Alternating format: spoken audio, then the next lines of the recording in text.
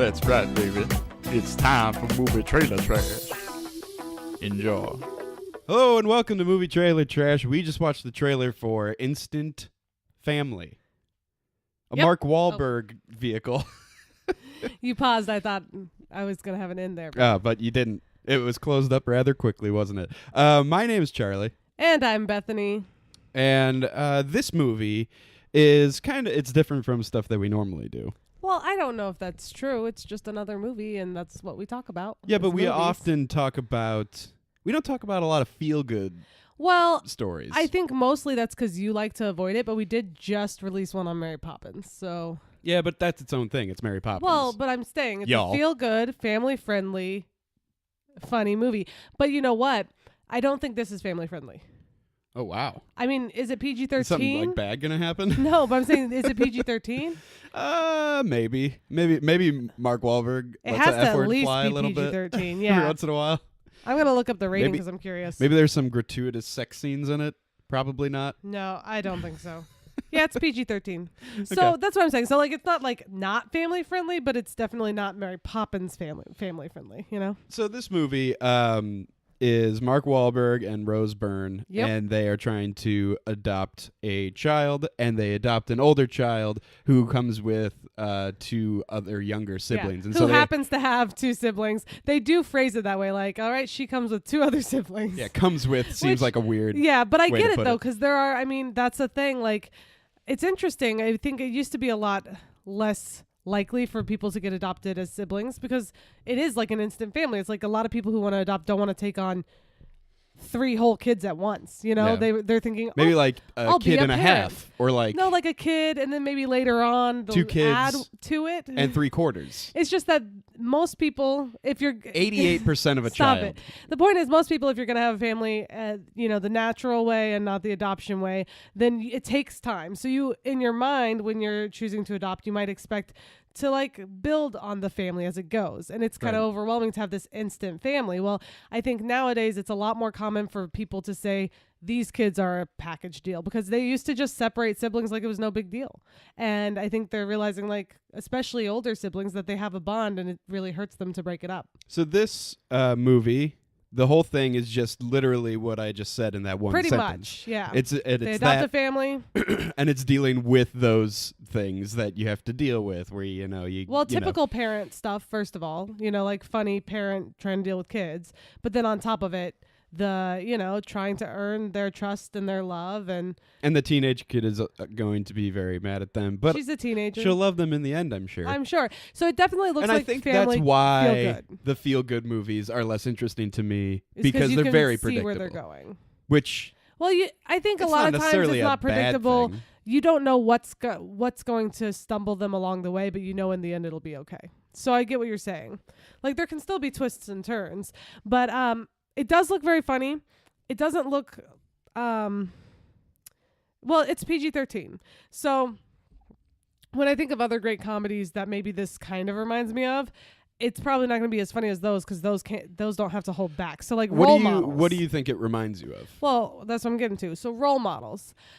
For those of you who haven't seen it, very funny movie. Stars Paul Rudd and that other guy.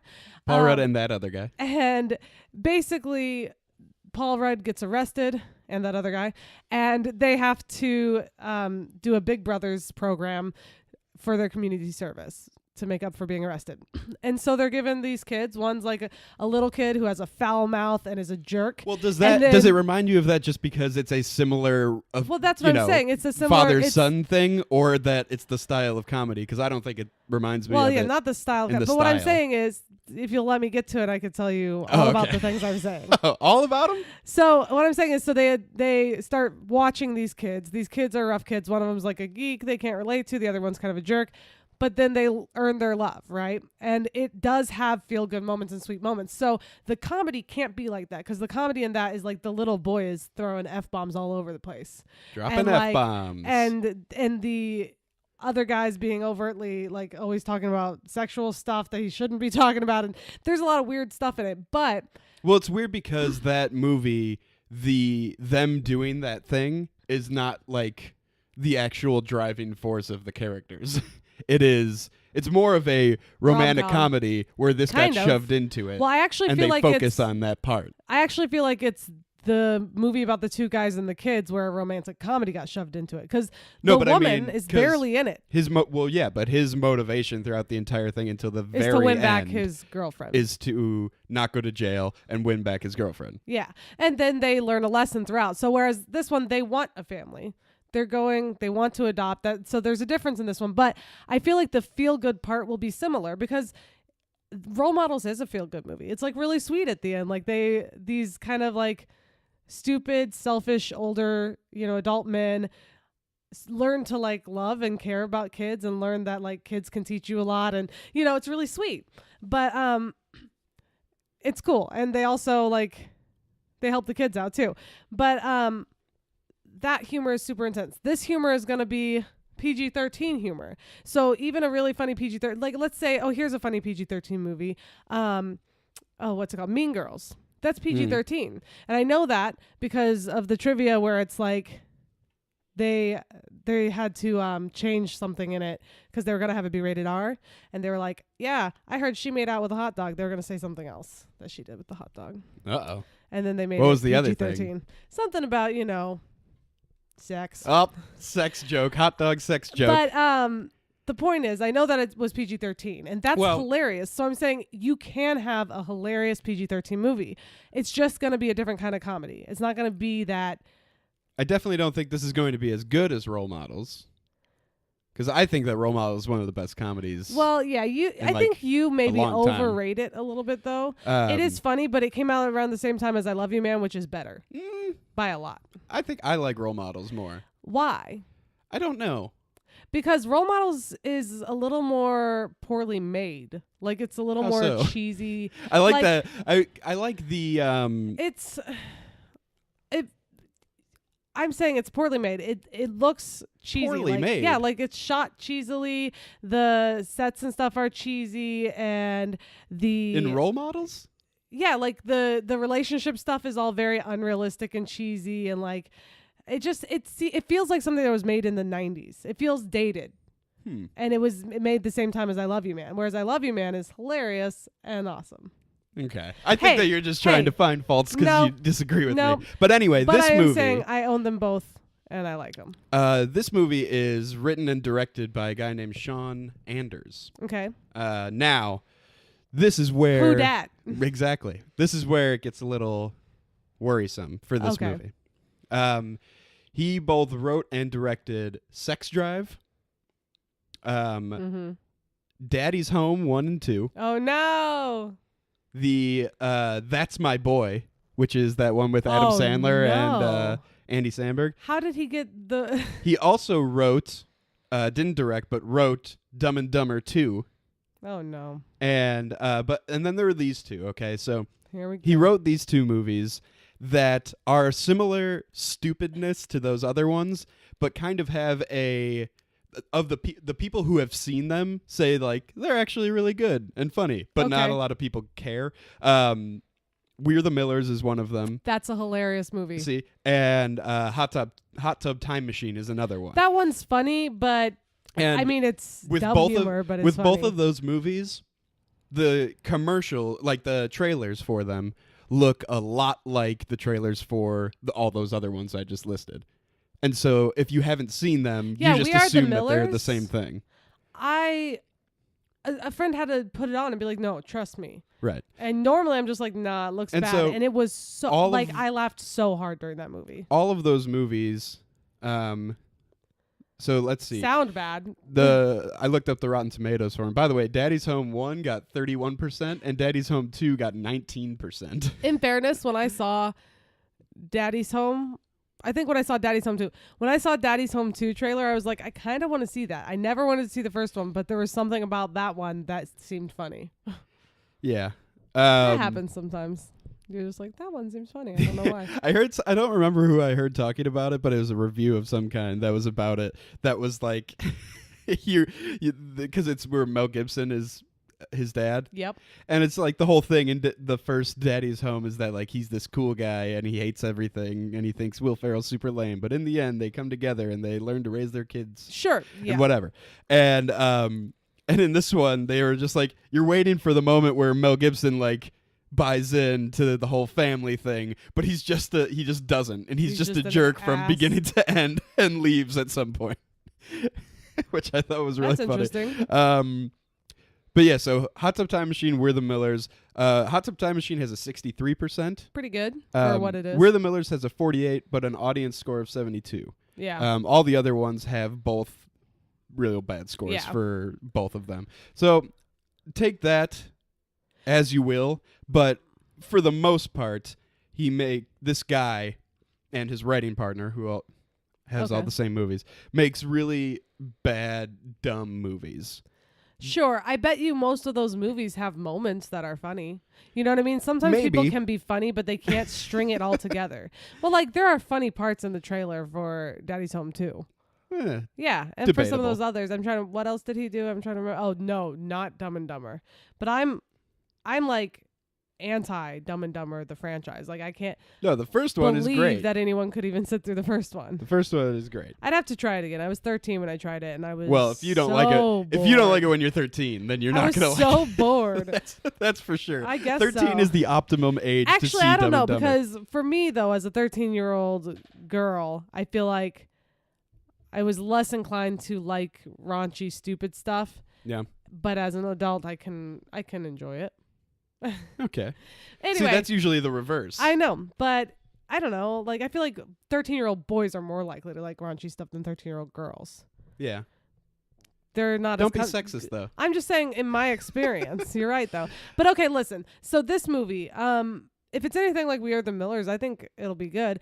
It's We're the Millers. With so the anyway, contraction. I'm sorry, I don't know the movie that well, but Mark Wahlberg is in Daddy's Home. Mark. He's in this, so that's the connection there. He probably picked him out. You were saying when you first saw this trailer that it should have just been Seth Rogen, like it was in Neighbors. Seth Rogen and Rose Byrne, because we know they're good together and they're both funny. But I think Mark Wahlberg is a really good comedic actor. I like it when he does. But funny. that being said, he's been in one good comedy. Excuse me? Do you know that to be true? I mean, he's had like a starring role in one good comedy. And what was that?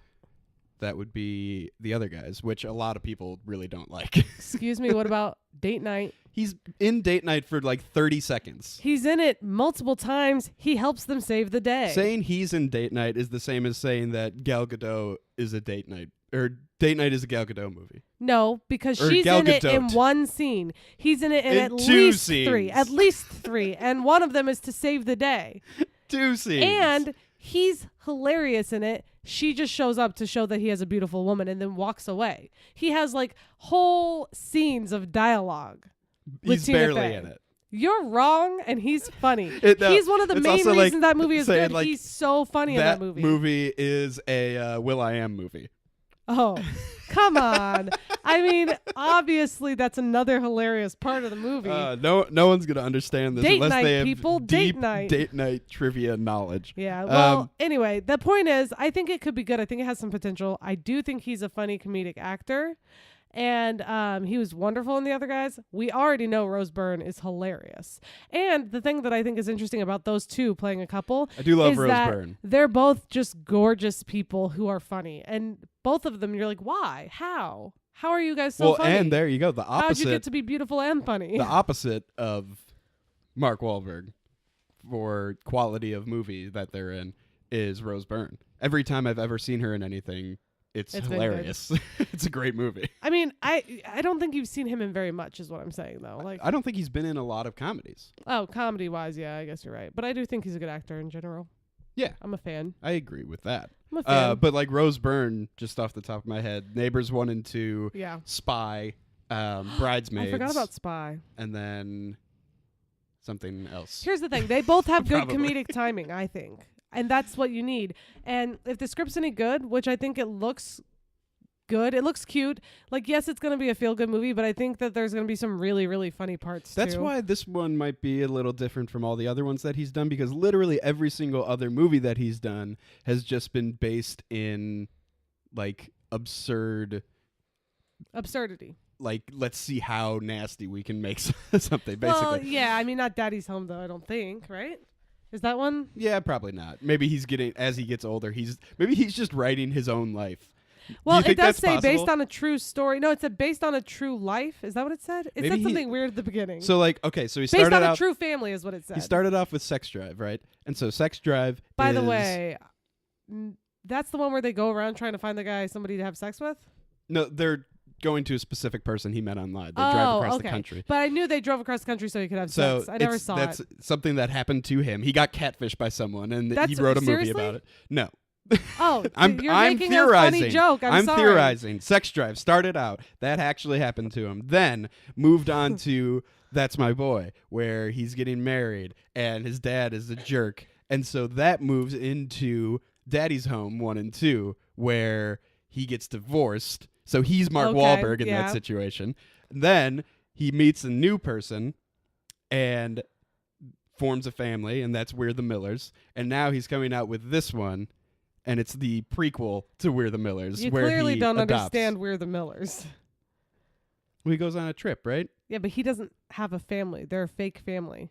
Oh, really? They're pretending to be a family so that they can sneak drugs across the border. Perfect. So You that's clearly that don't fits- know anything about that movie. No, why would I? I haven't seen it. That fits the timeline perfectly then. So he was a drug mule for a little bit after getting divorced, and then he met someone during his drug exploits, and Sure. they got married. They decided bought a to giant settle house down with his drug money. with his drug money, 5-bedroom house. and they adopted 3 children, and this is just the story of his Look, life. I think that's a ridiculous, weird fan theory for a writer nobody What- knows about. What a awesome, off the top of my head fan theory that totally fits. Okay. Wake up, sheeple. Wake up, sheeple. Sean Anders is writing his life. Anyway, the point is, I think it looks really cute. I think it looks like it can be really fun. One thing that interests me about it is like, at the beginning, their friends are like, what are you guys going to do with 5 bedrooms? You're never going to have kids, obviously. And she makes a look, and then they like make this joke like, what was that look? And then it's clear that they're going to fight. But I wonder how they get from her making a look like, oh, why aren't we ever going to have a family? Like, why would you think that about us? Like, she clearly seems offended that they're making these assumptions about her, which I get that, because don't assume things about people. People. You don't know me. Also, by the way, this guy, at the very least, this guy totally sees himself as Mark Wahlberg. Yeah. At the very least. Yeah. But, or he just likes working with him. I mean, come on. Yeah, unlikely. Okay. Anyway, I'm interested to see how you get from that. Like, first of all, why did they buy a 5-bedroom house if they had never talked about kids before? Like, I'm interested. How are they going to get to this? You know, they. I'm decide sure to that do it will happen very quickly and very Yeah. haphazardly.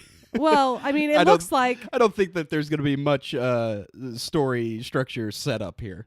Well, it looks like he like walks into the office and she's crying and she had seen something online. And then they just go to and then that. she's like, Which, by "Kids the way, need is that a real families, we should thing? help them." That like Not that I know of. child And fair? actually, you and I have talked about that because we were wondering, and not that I know. I think I looked it up and I couldn't find anything of the sort.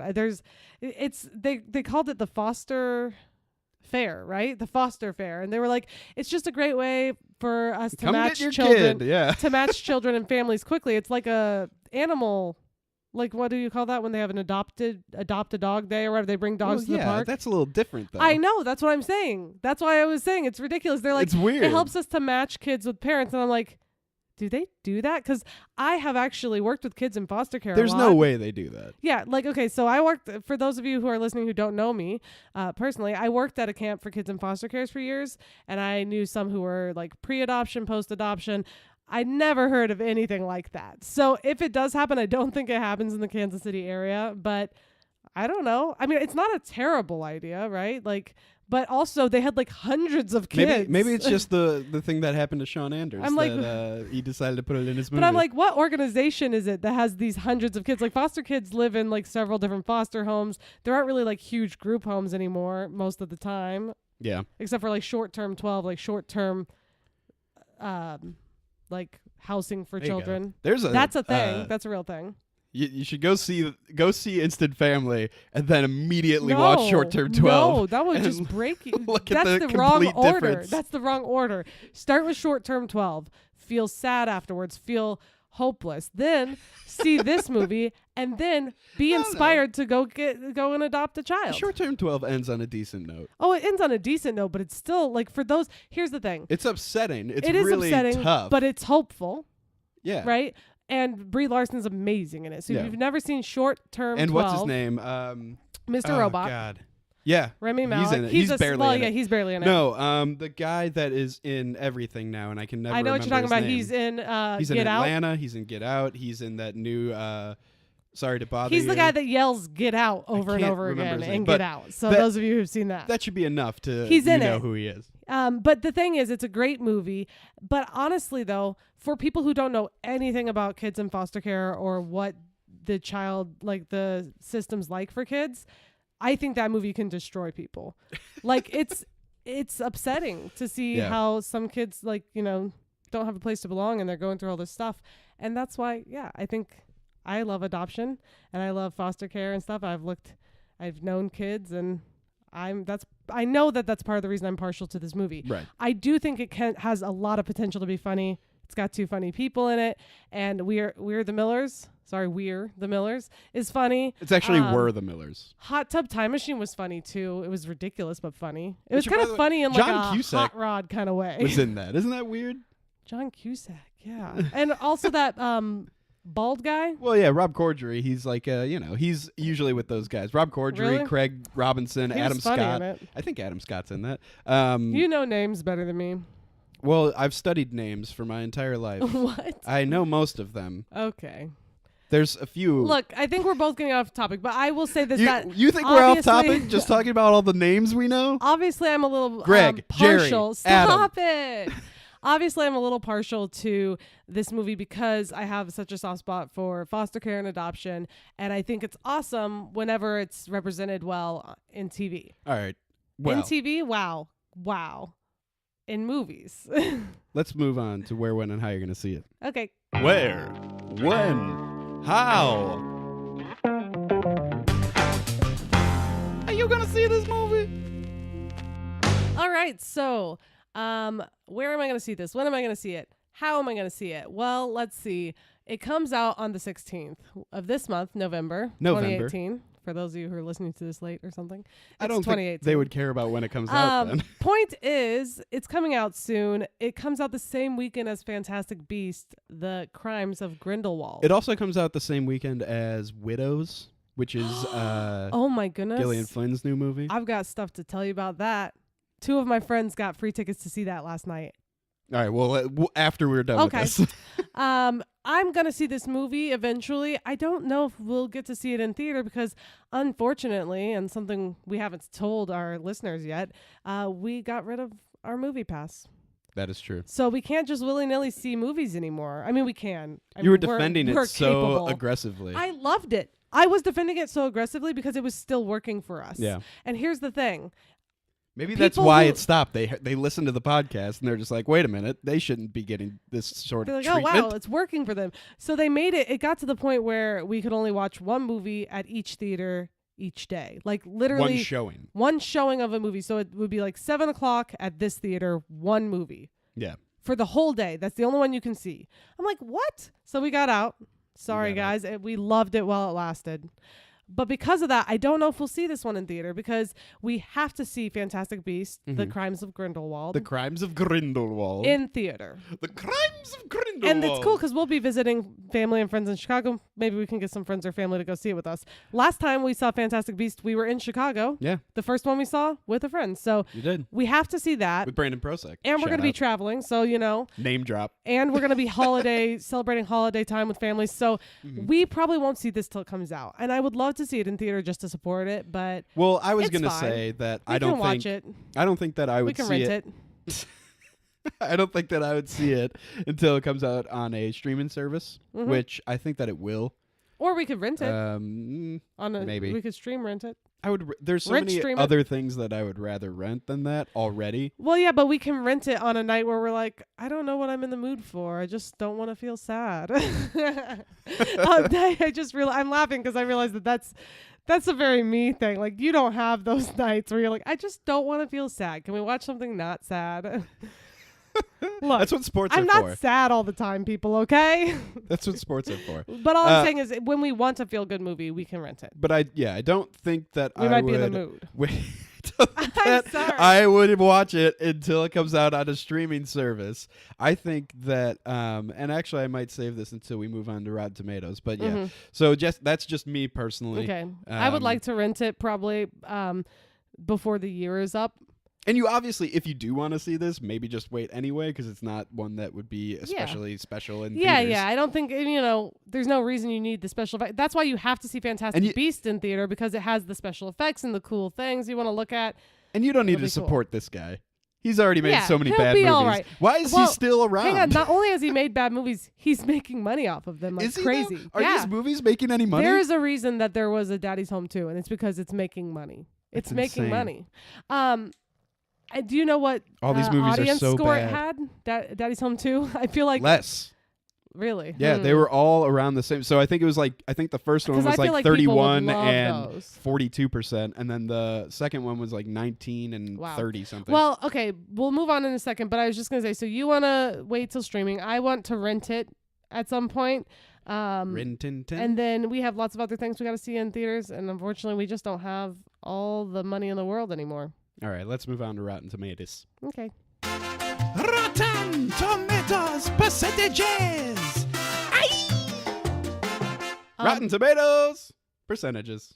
I believe it's pronounced tomato. No, I'm pretty sure it's tomatoes. By the way, before we do this, can you, our listeners, tell that it's been a little while since we've recorded? How? Because I keep interrupting you. And I mean, obviously, that's kind of a thing I do, but it's real bad today. Sorry about that. It's like I forget that it's not just us in a room. I forget sometimes that like we're talking to people and I need to make it legible. Nope. So that's episode 116 that she's come to that realization. No, the point is that it's been a few weeks. We're behind. I've missed you guys. Episode 116. I clearly came to that realization. I just realized that we're talking to other people. Charlie. You know, and our listeners know that is not what I meant. I meant that since it's been a couple weeks, I'm a little rusty. Okay. You jerk. Anyway, Rotten Tomatoes percentages. Now, this movie in particular, what I was going to say before was obviously if you are connected to this life in any way, whether you have adopted kids before, you are a foster parent, you were adopted or whatever, I think it's going to be really fun. Great. Good. Like I think that you'll love it probably because it is one of very few like positive representations of that life. Yeah, it looks really great. And so I agree. And so yeah. So there's that. However, looking at it just like from an outside view, it looks very mediocre. I think that it might be better than most of his.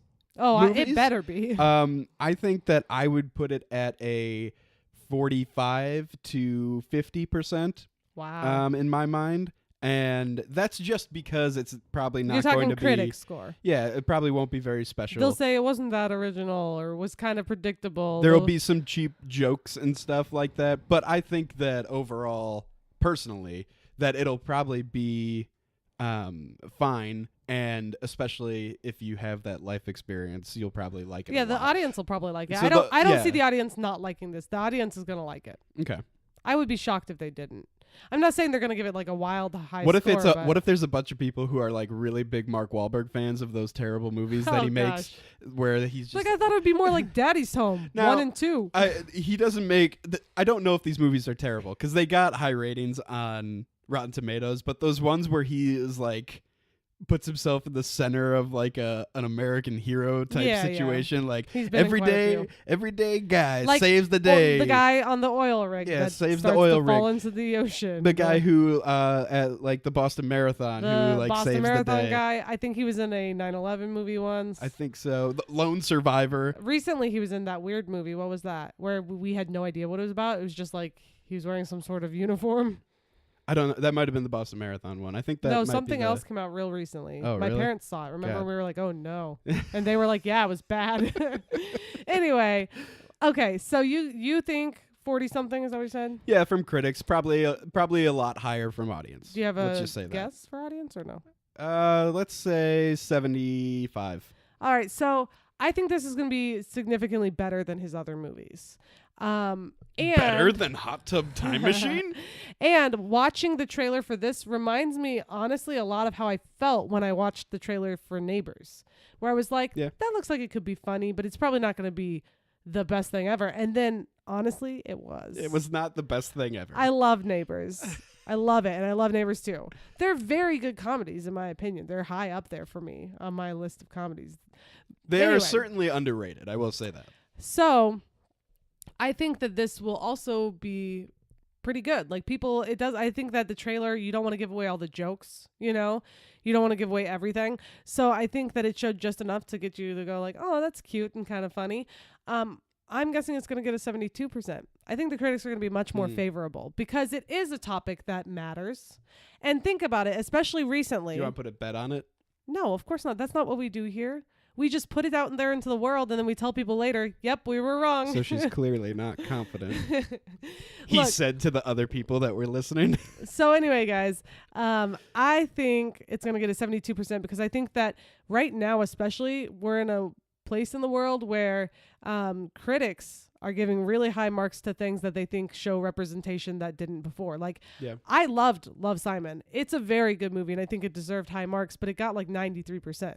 Yeah, I think it even got higher than that. I might have personally, for like on my own scale, might have given it 89%, but probably not 93. I probably would have given it a solid B minus.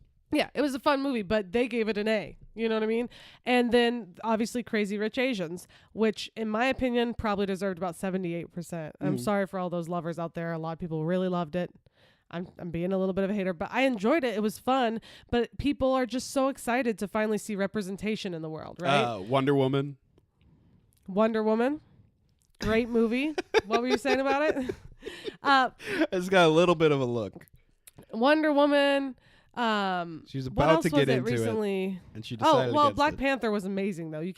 I can't even count that. I don't think they were taking into account.